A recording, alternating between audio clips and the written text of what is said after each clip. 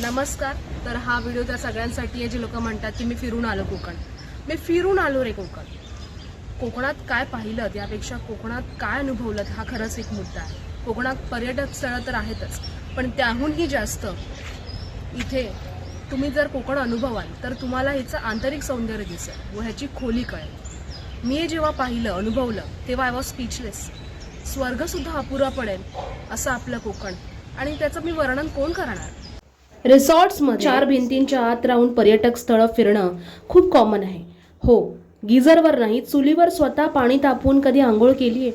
Swimming पूलमध्ये नाही, व्हाळात नळमध्ये जाऊन कधी न्हालात काय? हो, मी तुमका विचारतंय, कधी इथल्या गोड मालवणी बोलण्याचा खडबडीत का होईना प्रयत्न तरी केलास काय? जिम न करता इथल्या दऱ्याखोऱ्यांमध्ये उड्या पावलांनी फिरलात काय?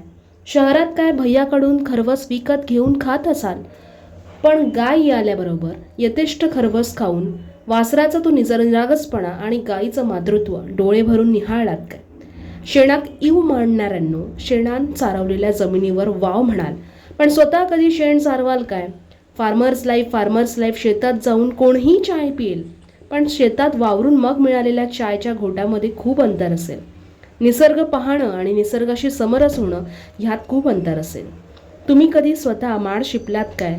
चढणीचे मासे खेकडे पकडून खालास काय? कोकणी मेवा नुसतो खालो म्हणा जाणार नाही. काजू, नारळ, आंबा, फणस या सगळ्या प्रोसेसला जवळून अनुभवण्यात अख्खो कोकण असा. माडाचे कितीतरी फायदे आहेत. पिढे आणि पेडवे ह्यातलं अंतर आता मला कळालंय. जेव्हा तुम्हाला कळेल ना, तेव्हा तुम्हाला कोकण समजेल. तुम्ही म्हणशात काय तरी या केंडी करता, पण खरा सांगू, मी प्रेमात पडले. तुम्ही पडलास काय? रिअलिस्टिक कोकण नक्की अनुभवा.